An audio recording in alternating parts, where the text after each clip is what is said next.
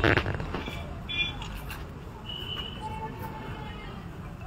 నెల 3వ తారీఖు నాడు జరిగినటువంటి ఎన్నికల కౌంటింగ్ నుండి మొదలుకుంటే నేటి వరకు కూడా గౌరవ ముఖ్యమంత్రి రేవంత్ రెడ్డి గారి ఆదేశాల మేరకు అచ్చంపేటకు సంబంధించినటువంటి కాంగ్రెస్ పార్టీ నాయకులు కార్యకర్తలు కావాలని దాడులు చేయాలని భౌతిక దాడులతో పాటు ఎన్నికల బహిరంగ సభకు ముఖ్య అతిథిగా విచ్చేసినప్పుడు రేవంత్ రెడ్డి గారు బొందబెట్టాలి చంపాలి అని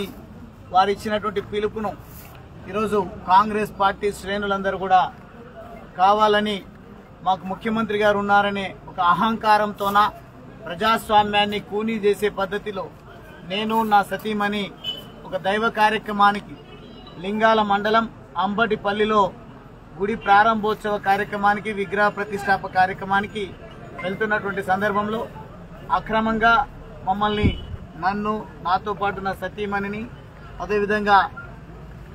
కల్వకుర్తి మున్సిపల్ చైర్మన్ సత్యం గారిని అదేవిధంగా మా పార్టీ నాయకులను అందరినీ కూడా ఈరోజు ఇక్కడ అక్రమంగా అరెస్ట్ చేసి నిర్బంధించి పోలీస్ మరీ ముఖ్యంగా కాంగ్రెస్ పార్టీ గూండాలను రౌడీలను కట్టడి చేయలేక మేము నియంత్రించలేము స్వయంగా అచ్చంపేట శాసనసభ్యుడే నా నాయకులు నా కార్యకర్తలు కంట్రోల్లో లేరు అని తానే రెచ్చగొట్టి ఎన్నికల సందర్భంగా ప్రచారాన్ని ముగించుకొని అచ్చంపేట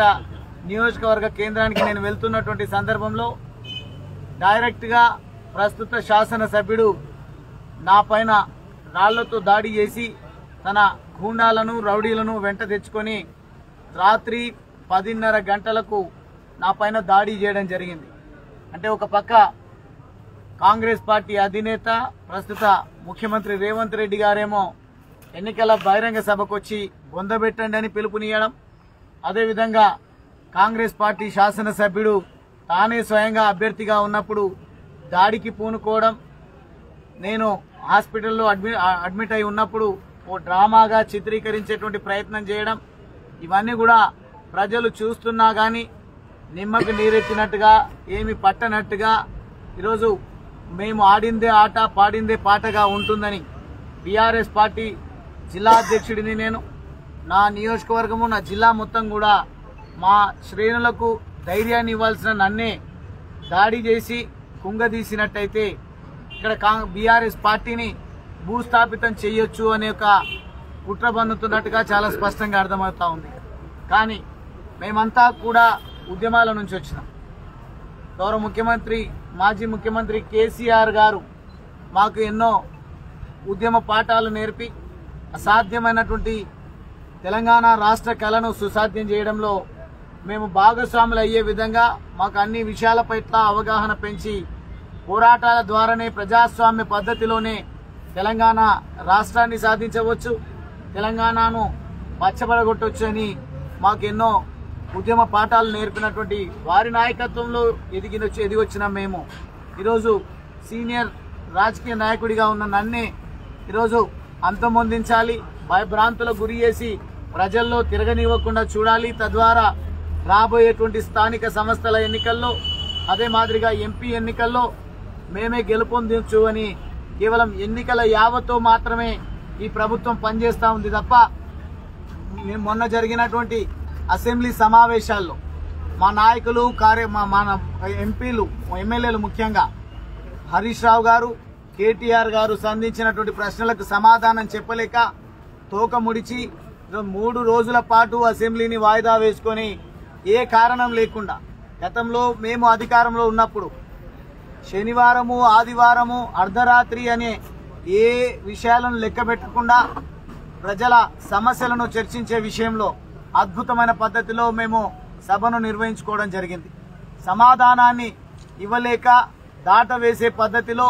రెచ్చగొట్టే పద్ధతిలో మాట్లాడే ప్రయత్నాలు గౌరవ ముఖ్యమంత్రి గారు చేసినప్పటికీ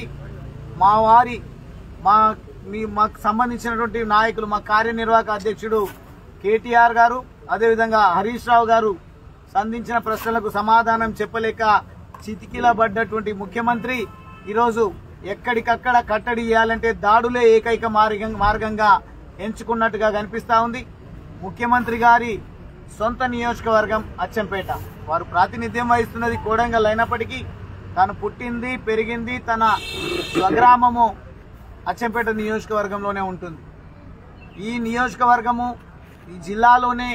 లా అండ్ ఆర్డర్ను కంట్రోల్లో పెట్టలేకపోతే రాష్ట్రాన్ని ఎట్లా పాలిస్తాడు ఈ ముఖ్యమంత్రి అని నేను ఈ సందర్భంగా అడుగుతా ఉన్నా. అదే మాదిరిగా బీఆర్ఎస్ పార్టీ నాయకులకు కార్యకర్తలకు అభిమానులకు నేను చేతులు జోడించి కోరుతా ఉన్నా, దయచేసి మనము గాంధేయ మార్గంలో చేసినటువంటి పోరాటాన్ని మళ్ళీ పునరావృతం చేయాల్సినటువంటి అవసరం ఉంది. ప్రజాస్వామ్య పద్ధతిలోనే ఈ రాచరిక వ్యవస్థను ఎవరైతే పెంచి పోషించాలనే ప్రయత్నం చేస్తా ఉన్నారో, కులాల పేరిట మతాల పేరిట రాజ్యాన్ని ఏలాలనే ఒక ప్రయత్నం ఏదైతే చేస్తా ఉన్నారో దీన్ని తీవ్రంగా ఖండించి ప్రజలకు పూర్తి స్థాయిలో ఈ ప్రభుత్వ అసమర్థతను ఎండగడుతూ వారు ఇచ్చినటువంటి హామీలను నెరవేర్చేటువంటి విషయంలో పోరాటాలను ఉధృతం చేద్దాం, దాడులను ఎదుర్కొందాం, చావో రేవో తేల్చుకుందాం. కానీ ప్రజాస్వామ్యాన్ని కూనీ చేస్తామంటే మాత్రం ఎట్టి పరిస్థితుల్లో సహించేది లేదు అని ఈ సందర్భంగా శ్రేణులకు అందరికీ కూడా తెలియపరుస్తూ ప్రజలకు కూడా నేను విజ్ఞప్తి చేస్తా ఉన్నా, దయచేసి ఏదైతే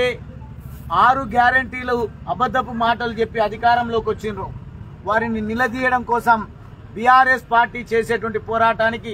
మీరు సంఘీభావంగా మద్దతుగా ఉండాలని కోరుకుంటూ ఈ అక్రమ అరెస్టుల ద్వారా ఈ దాడుల ద్వారా మమ్మల్ని కుంగదీసే ప్రయత్నం చేస్తే నీరు గారిపోతుంది మా పోరాట స్ఫూర్తి అని అనుకుంటున్నారేమో, కానీ పోరాటితే పోయేదేం లేదు, బానిస సంఖ్యలు తప్ప అనే నినాదాలను మేము పుణికిపుచ్చుకొని మేము తెలంగాణ రాష్ట్ర సాధన పోరాటం చేయడం జరిగింది. ఎంతో మందిని గూండాలను రౌడీలను కూడా ఎదుర్కొన్నాం, ఎన్నో ముఠాలను సైతం ఎదుర్కొని ఎదురొడ్డి నిలబడ్డ మమ్మల్ని ఈ తాటాకు చప్పుళ్లతోన ఈ దుర్మార్గాలు ఈ ఆగడాలతోన మమ్మల్ని నియంత్రించొచ్చని ఏదైతే ప్రయత్నం చేస్తా ఉన్నారు, ఎట్టి పరిస్థితుల్లో మీ తరం కాదు అని ఈ సందర్భంగా నేను తెలియజేస్తూ, నేను నా సతీమణి వెళ్తున్నటువంటి సందర్భంలో ఒక మహిళ ఉంది అనేది కూడా లెక్క చేయకుండా పోలీసులు మమ్మల్ని పోలీస్ స్టేషన్లో నిర్బంధించి మా పార్టీ శ్రేణులందరినీ కూడా ఇబ్బందులకు గురి చేసే విధంగా అక్రమ అరెస్టులు ఏదైతే చేస్తా ఉన్నారో దీన్ని ఖచ్చితంగా తగిన మూల్యం ఈ ప్రభుత్వం చెల్లించుకునే పద్ధతిలో పోరాటాలను ప్రజాస్వామ్య పద్ధతిలో గాంధేయ మార్గంలో ఉధృతం చేస్తామని సందర్భంగా తెలియజేస్తూ, దయచేసి నిరసన కార్యక్రమాలను ఇంకా మన కేసీఆర్ గారు మన పార్టీ అధినేత 3 నెలలు వేచి చూడమని చెప్పింది. అసెంబ్లీ సాక్షిగా మన కార్యనిర్వాహక అధ్యక్షులు కూడా మన కేసీఆర్ గారు చెప్పిన మాటను ఉచ్చరించి వారు చెప్పడం జరిగింది. కాబట్టి ఇంకా కొంత సహనంతో ఉందాం, ఎంతకైనా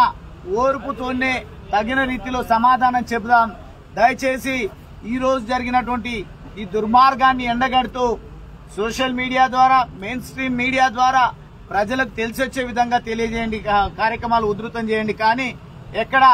ప్రజలకు ఇబ్బందులు జరగకుండా సామాన్య మానవుల పనులకు అంతరాయాలు సృష్టించకుండా మనము మనకున్నటువంటి